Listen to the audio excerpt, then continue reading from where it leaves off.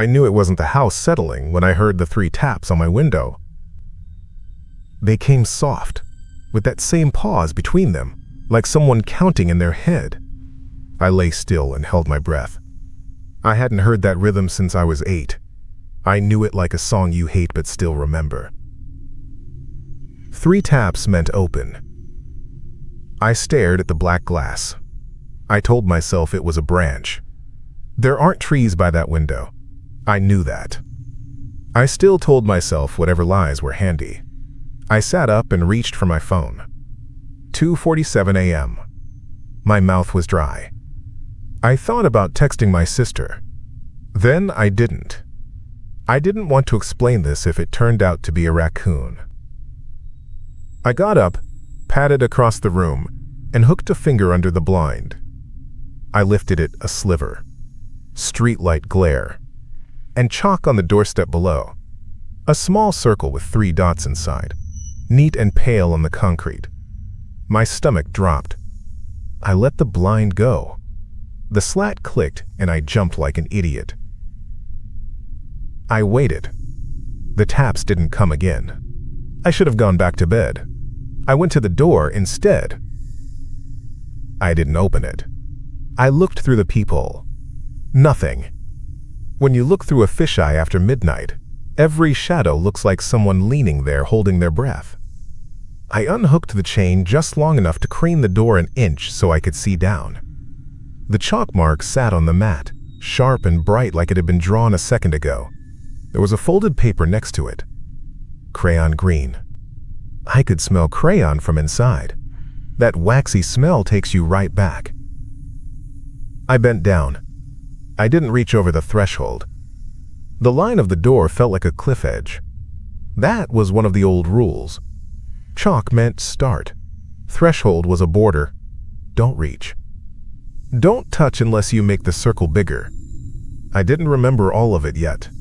It was like a wall of words skidding around the edge of my head. I got a hanger and hooked the paper to drag it over without crossing. I shut the door and sat on the floor. I held the note like it might burn.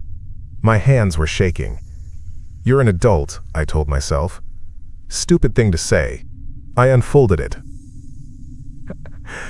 It was a picture of me and something standing beside me. Stick figure me with a square head and 2 long arms. The other shape was just a shape. 3 dots where a face should be.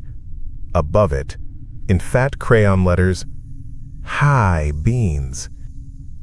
Nobody has called me Beans since I was 8. Not my sister. Not even my mother when she got mad enough to reach back in time and pull out old names to make me listen. Just him. There was more, scribbled under the picture. Come out. Got your turn ready. My throat closed up. I could hear my heart in my ears. I whispered it without meaning to. Button. I hadn't said that name out loud in 22 years. I put the drawing on the table and made coffee I didn't need. I stood in the kitchen, holding the mug where the handle was chipped, and watched the window. Nothing moved out there. It was quiet like snow sounds, even without snow. 3 taps, my head kept saying. 3 taps means open. 4 means hide. Don't say names after dark. Don't break the chalk. Always share a turn. Pay by Friday. It came back in pieces. A game made of rules. A friend made of rules. It had started as something I made up so I wouldn't have to play with Abby's dolls. Then it was more than that. Kids don't know where imagination is supposed to stop. It kept going because I kept playing. And it had rules. And I had broken 1, or 2, or all. At 6, I texted Abby. You awake? She sent back a thumbs up and then, wait, why? It's nothing, I typed. Stupid. Then I sent a photo of the chalk circle. And the drawing. I didn't type anything else. The typing bubble popped up. Went away. Came back. She called. Where are you? she said. Her voice was small and flat. When Abby was scared as a kid, she got mean. As an adult, she just got quiet. At my place, I said. I didn't want to call in the middle of the night. You should have. She swallowed. Is that from? Yeah, I said. Burn it, she said. Wash the step.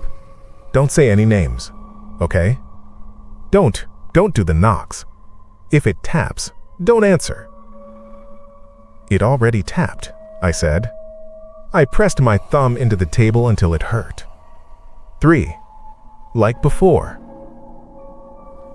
She went silent for a long second. I heard something rattle on her end, like a mug on a counter. You remember the rules? Some, I said. 3 open, 4 hide. Chalk means. Borders, she said. Borders mean it wants to play. Don't play. I think it already started, I said. Sorry. She breathed out. I'm coming over. No, I said too fast. No, don't. Stay with Emma. I didn't say niece. I didn't say her name. I'll come by later. Don't bring anything, she said. Not from the step. Not from the boxes. What boxes? I said, and then I knew. The attic. The old house. The milk crate with cassettes and drawings and junk. No, I said again. I'm not. Just don't, she said. And don't let it in. She hung up before I could tell her about the note calling me Beans. She didn't like that name even when we were kids. She said it made me sound soft. I burned the drawing in the sink. It curled and went black and stuck to the steel. It smelled like a kindergarten trash can. I scrubbed the chalk off the step with a rag and vinegar. It left a ghost ring you could still see if you knew what it was. I went to work like a normal person. Like you can keep a schedule and hold insanity off by being where you're supposed to be at 9. At lunch, I found another note in my jacket pocket that I did not put there. This one was on torn notebook paper with fat letters and orange marker. Sidestep after blue car. I stared at it so long my coworker asked me if I was reading a recipe. I folded it. On my way home, a blue car ran a light right before the crosswalk. I had time. I wasn't in danger. I still stepped back because the paper told me to. The car blew past. Horn blaring. Window down. Some guy yelling about his phone. I felt the wind of it under my coat. I laughed once even though nothing was funny. I told myself it was a weird coincidence. I told myself a lot of things. That night, at 2:37, the window tapped 4 times. 4 taps meant hide. I went into the bathroom and shut the door and sat on the toilet lid with the shower curtain stuck to my bare arm. I sang the alphabet under my breath like that would confuse it. The 4th knock set had always been the one where you weren't allowed to talk. That was the rule. I could hear my phone buzzing in the other room. I didn't answer. When the knock stopped, I counted to 60. Then I counted again slower. I came out when it got light. My hand smelled like chalk from scrubbing the step, but when I checked my nails there was fresh powder. My heart hurt. Okay, I said to the empty room. Okay. Fine. I hear you. I went to the old house. I told myself I was going for the boxes before it left something else. The old place had been empty since Mom moved to Florida. It sat at the end of a street that dead-ended at trees. The porch had 2 planks that screamed when you stepped on them. I knew which ones made noise and which ones didn't. The attic hatch stuck, same as always. I dragged the wooden step stool under it and pulled the string. Dust fell on my face. I coughed and taste-chalked all the way up the ladder. The attic smelled like hot wood, even in winter. The boxes were still there. Milk crates full of tapes in clear cases with hand-drawn labels. a shoebox of photos, a bundle of crayon drawings rolled and rubber banded. I sat cross-legged on the splinter floor like a kid. I took one tape at random. "Rules," it said in my old block letters. I put it in the old yellow plastic recorder, the one with the cracked speaker. The batteries hadn't been in it for years. I stole 2 from the smoke alarm and snapped them in and pressed play. Static.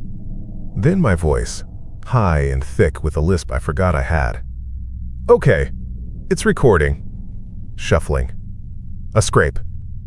Another voice, and I never figured out if it was just me pitching my voice down or another person. It sounded like another person. Thin, but there. A breath on the microphone. Child me read. "Rules. 1. 3 taps means open. 4 means hide. 2. If you open, you gotta draw a circle. 3. No names after dark. 4. Borders are borders. 5. Don't break chalk. 6. Always share turns. 7. We always pay before Friday. 8. The tape keeps time. 9. The recorder keeps score. 10. No tagbacks." Something that wasn't just a voice breathed. Share. It sounded like a draft under a door. I stopped the tape and put it back. My hand looked like my hand and not my hand. It looked like Dad's for a second. I shook off the thought.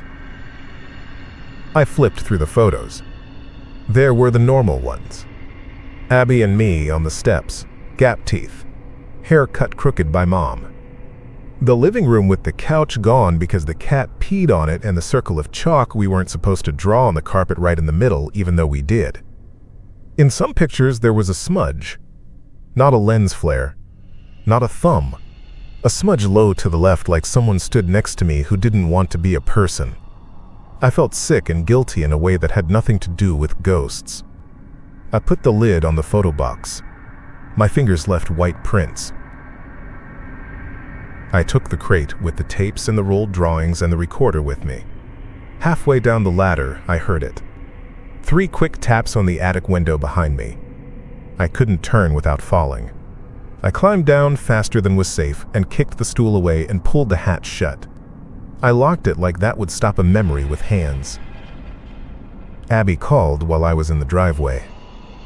"Don't take that stuff out of the house," she said. "It's too late," I said. "I already did." She made a noise I didn't know what to do with. "Do you remember Friday?" she said. "What about it?" "You used to make me pay on Friday even if I didn't play. Remember? You'd stand in the hall and hold my stuffed dog hostage and say we had to settle up before Friday. You'd say it like a bank teller."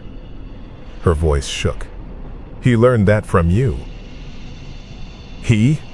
I said, old anger waking up under my throat. "Abby." "Call it what you want," she said. "Just don't say the nickname. Don't give it anything it can use." "Abby," I said. What do you remember?" "Exactly." "About the stairs." I heard her breathing. The line buzzed.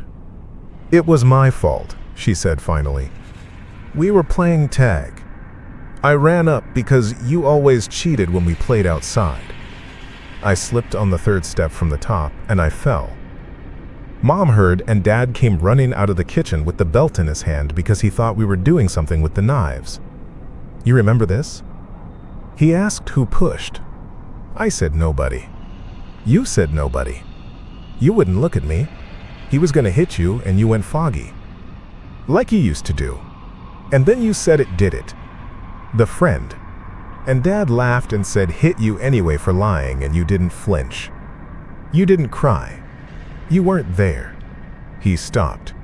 He put the belt down. He said it wasn't worth it if you didn't care. And then he went and yelled at Mom instead. Remember? Remember? I stared at the steering wheel. I remembered the sound the belt made more than anything. I remembered not feeling like my face was where my head should be.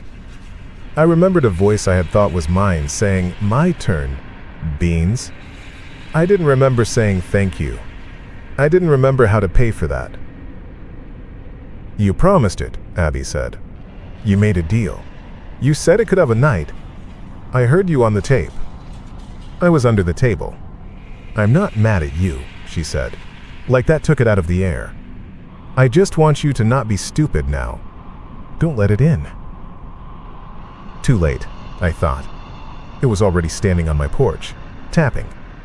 It was already in my pockets. That night, I barricaded the bedroom window with a stool and a stack of books like I was 8, and the worst thing in the world was a bad dream. The taps came anyway, not on the window now, but on the wall right above my headboard. It didn't care where the glass was. 3, 4, 3, 3, 4. I said the alphabet again. I didn't turn on my phone. When I must have slept, I woke to fine lines of chalk on my floor. Arrows. One pointed from my bed to the door. One to the sink. One to the oven knobs. Turned off. I hadn't checked the oven the night before. I never leave it on. I could have. That's what the voice in my skull said. I could have. Maybe it saved me. Maybe it wanted me alive for its turn. I went to church that morning because that seemed like something you do when you're out of smart ideas. I sat in the back and stared at my hands. I didn't kneel because my knees hurt from nothing. I lit a candle on the way out and told the air that I didn't know what I was talking to, but please help. And please keep Abby and Emma safe. And please stop this. And please don't take me at my word if this isn't how it works. On the stone step at the church door, there was a chalk ring. 3 dots inside.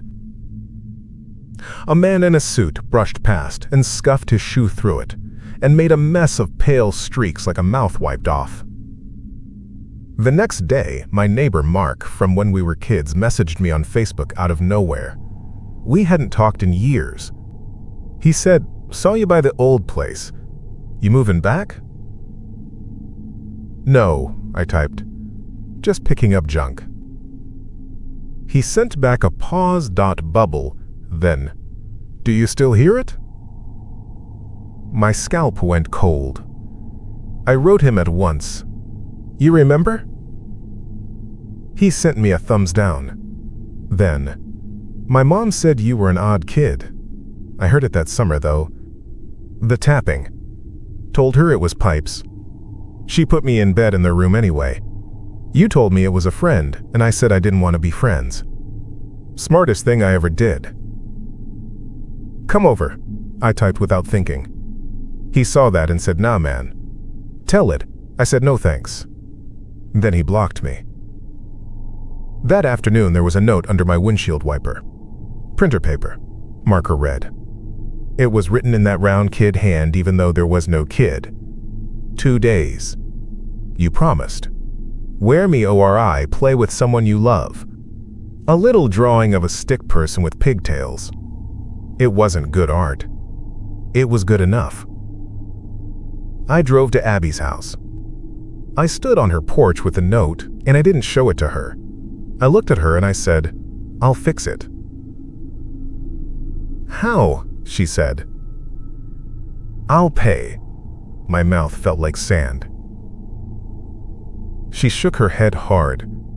"No, you don't owe it. We were kids. We didn't know what we were doing."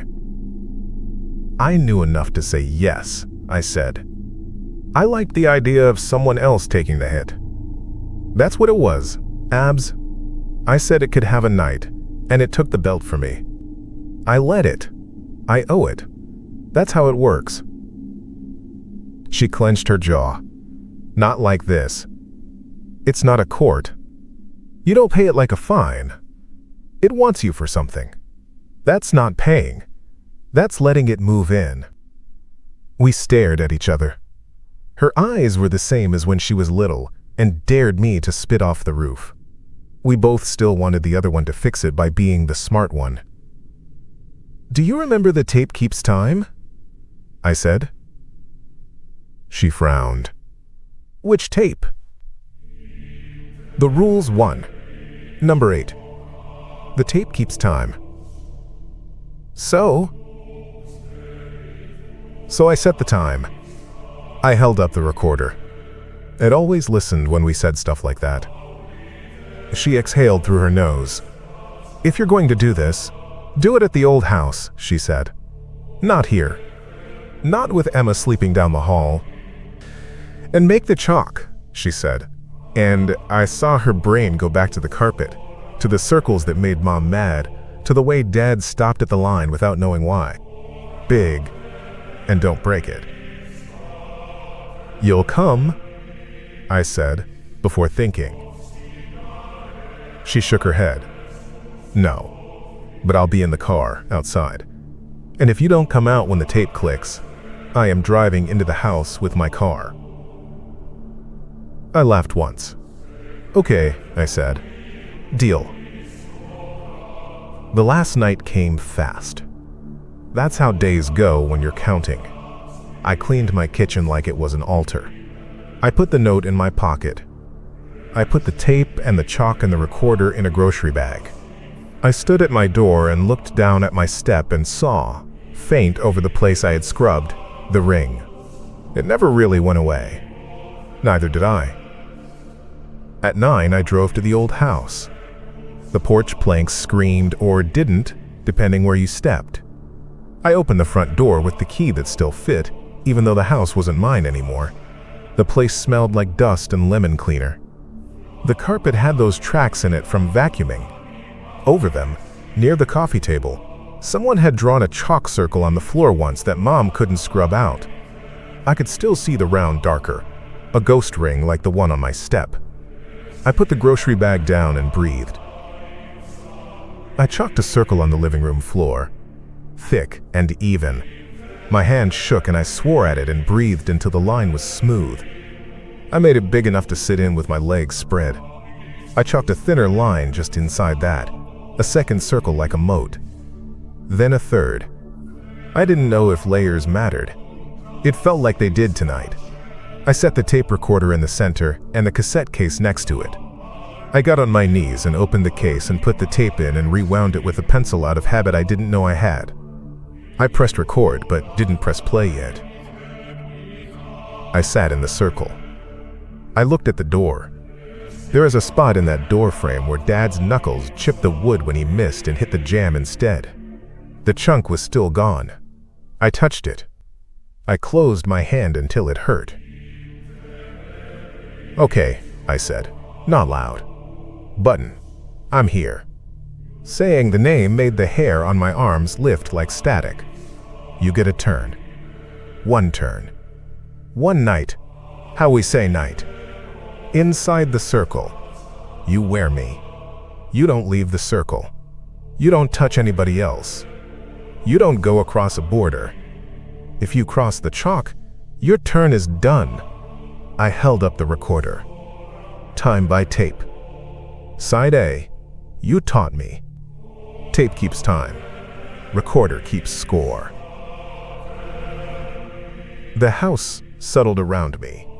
I heard Abby's car outside, faint, the engine ticking metal. I heard a dog 2 doors over bark and then shut up. I heard the kitchen sink drip. I hadn't turned it off right in the 80s, and Mom never fixed it right, and it did it forever. The taps came, not on the window now, but on the television screen in front of me. 3, slow, like someone making sure they were doing it right. Open, I said. I pressed record and the red light glowed. The tape ran. It came like a weight getting set down on my shoulders. That's all. Not wind. Not a cold spot. Just a pressure. My jaw moved like someone else got there first and tried the hinges. Chalk dust blew up in my face even though I hadn't moved. I coughed. I blinked and the room wasn't quite in the same place. The edges didn't meet like they should. It is hard to describe without sounding like a liar or a poet, and I am neither. It sat in my head like someone big sat on the end of the bed. It tugged at my eyes. It breathed. and my chest didn't make the breath. It said, in my head where my name lives, "Hi, Beans." I wanted to say don't call me that. I couldn't make the words go out of my mouth. It made me smile, and I didn't want to. "You kept it," it said. It moved my hand to touch the plastic recorder. It was very gentle. "You kept all the good things." "You took the bad," I said, and I could feel my own voice around the edges of my teeth, squeezed thin by someone else using the range I had. "That's why I kept them." It laughed. Not mean, not nice. "Share," it said. "Always share. Pay Friday." "This is the night," I said. "Buy tape." It didn't argue. It didn't say no. That's cheating. It had always loved rules. It had always wanted to play the game right, even when I bent things. It loved borders. It pressed at the chalk with my foot. It put my toes on the line and pressed, and I could feel heat, and then more than heat. Like a stove coil on a finger. "No," I said. "Circle is border," we said. It made me pout. It made me breathe heavy. I stared at the chalk and thought about breaking it so it could go stretch its legs, and then I thought about Abby's little girl. I put my hands flat on the carpet instead and waited for the pout to pass. My palms buzzed. It didn't like waiting. Tough. We used to make it wait when Mom called us to wash our hands. It would huff like a cat. It huffed now.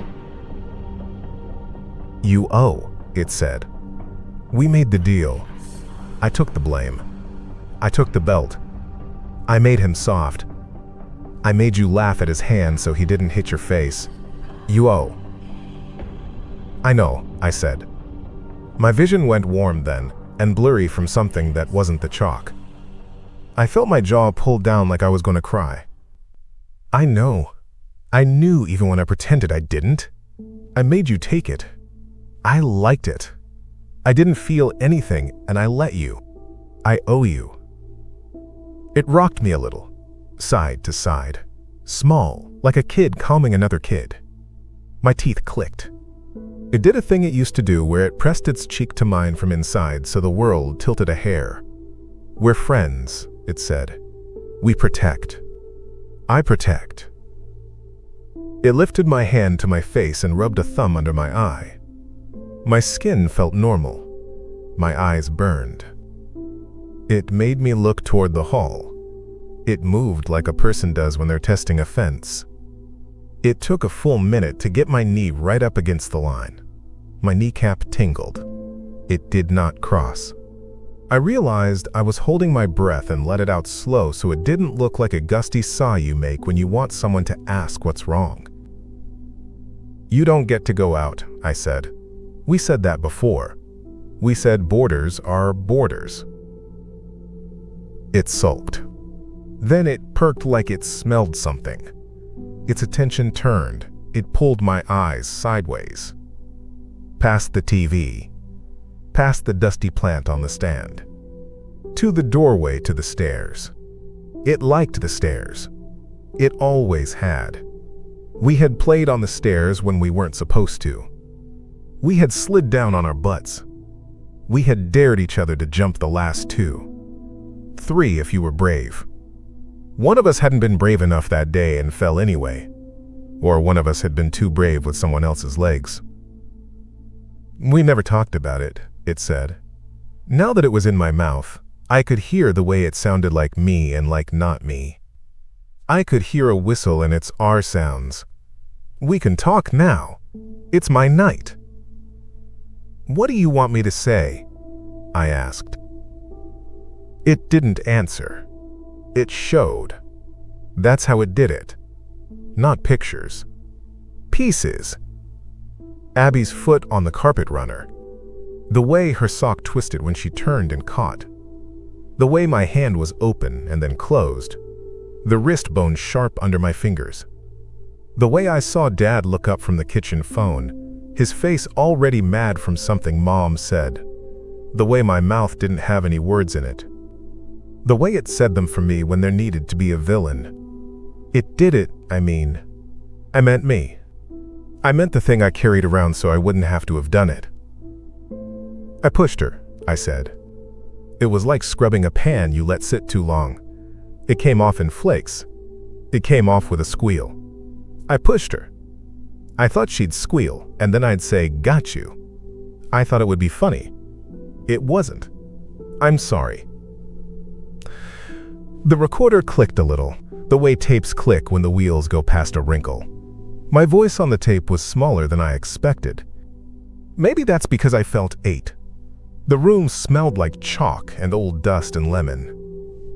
Tears ran down my face and into the corners of my mouth and tasted like salt and crayon. "Don't talk to the tape," it hissed. "No telling. It keeps score." "That's the point," I said. "That's the game. Scorekeepers count." I held my breath again so I could talk. "You took the beating." I didn't say thank you.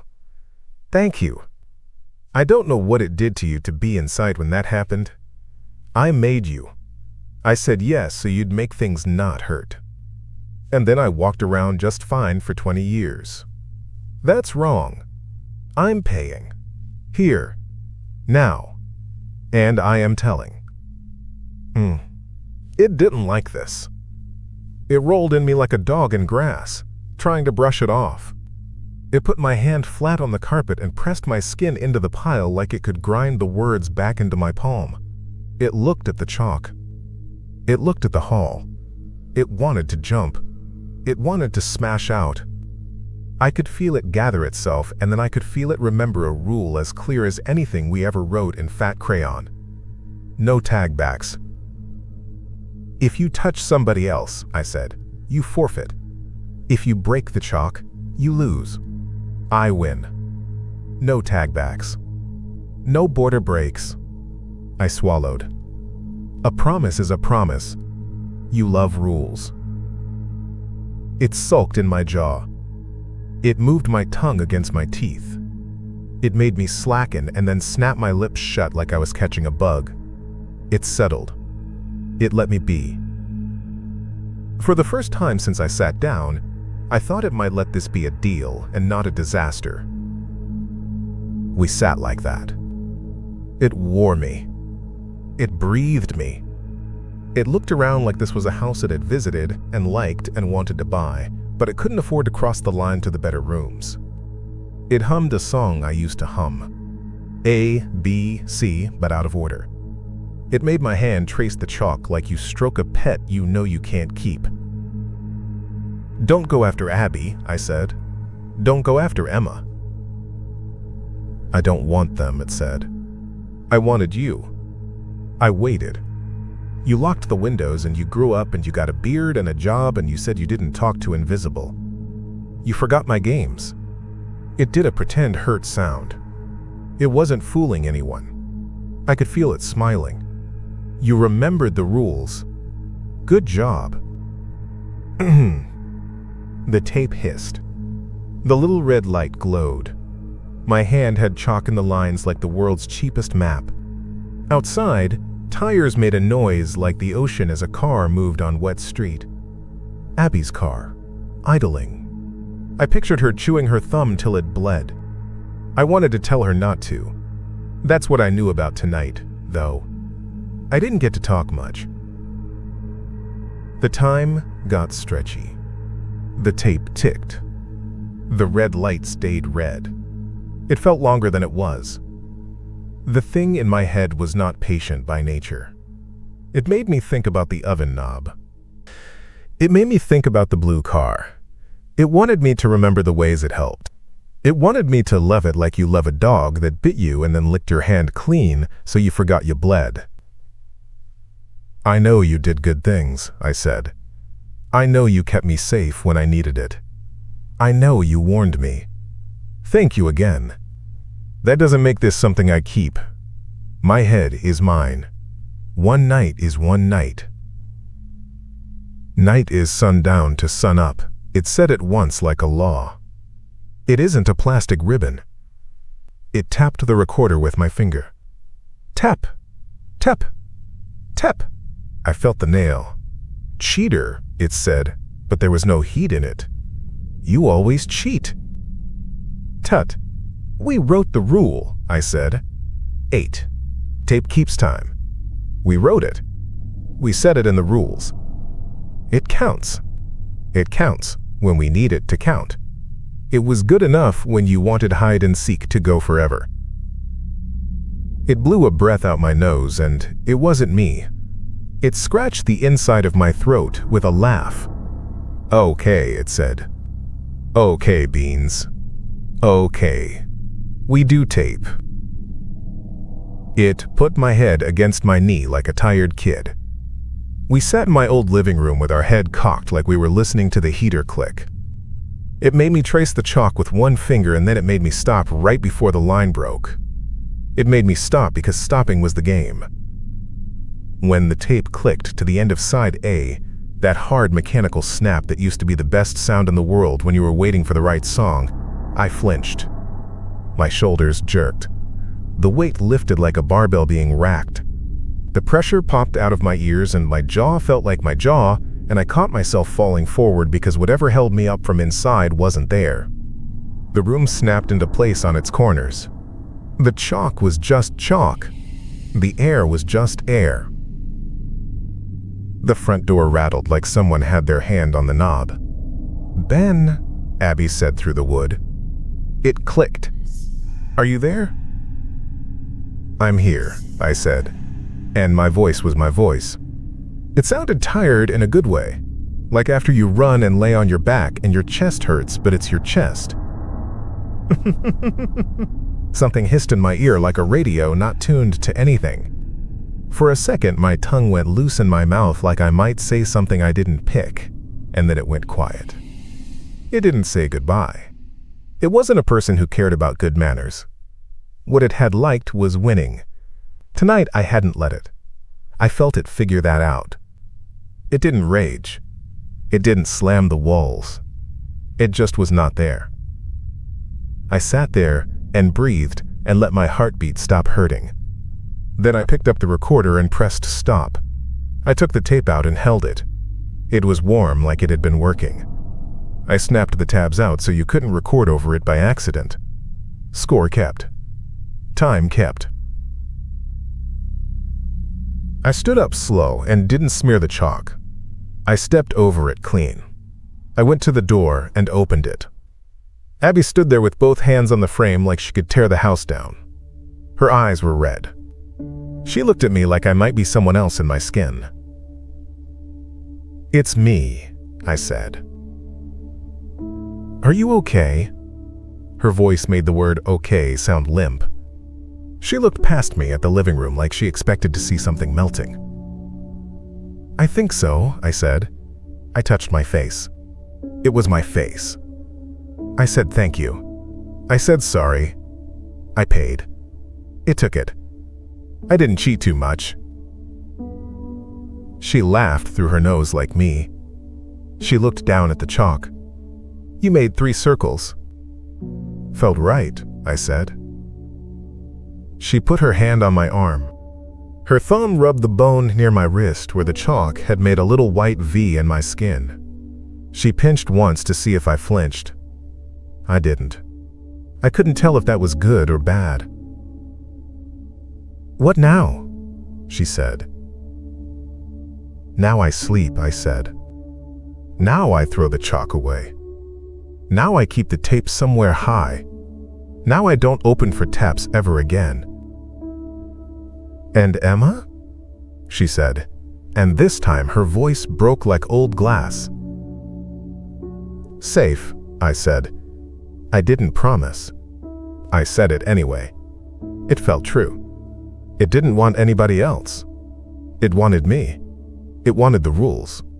It wanted the night and the tape and to be right. It likes deals. I swallowed. It knows we'll make them. She nodded like she had just found out something she knew already. He always wanted to keep playing, she said, using the he she had scolded me for earlier without meaning to. She shivered.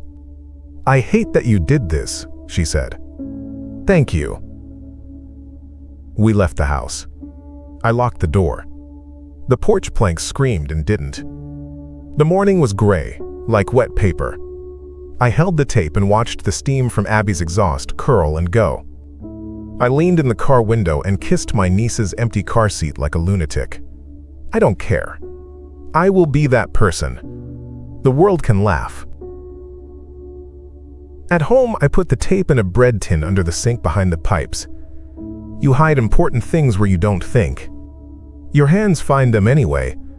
I washed my hands with dish soap and lemon, and the chalk still held. I scrubbed till the skin felt new. That night, nothing tapped. I woke at 2 and it was just a clock. I sat up and held my knees and listened hard, and all I heard was the fridge and a neighbor's shower. I slept and dreamt of stairs without ends, and kids who always knew when to jump and never fell. In the morning, I carried the trash out. I stopped at the threshold and looked at the step because I can't not look anymore. There was no circle. There were no dots. There was a faint, grubby mark where I scrubbed too much. That's my ring now. That belongs to me. I can put my foot on it and step. I did. I ate breakfast. I made coffee. I put the recorder in a drawer and closed it. My phone buzzed. Mark had unblocked me long enough to send a thumbs up. Abby sent a picture of Emma holding a toast point with jam on it like a jewel. The jam was almost 3 dots. I laughed at myself and then I stopped. I said thank you one more time, quietly, to nobody in particular. To the tape. To the kid I had been. To the thing that played games and kept its word and liked borders and took the belt one time when I couldn't. Then I decided I was done talking for that day. When the heat clicked on, the vent in the wall made a noise like tapping. My heart threw once. Not 3. Not 4. Just 1. I let it be 1. I went to work. I paid my bills on Friday. I keep my promises now. I don't play games. I can't finish. If I hear 3 taps again, I won't open. That's the rule now. I wrote it down. I pressed record, said it out loud into the little red eye, and clicked the tab so it couldn't be erased.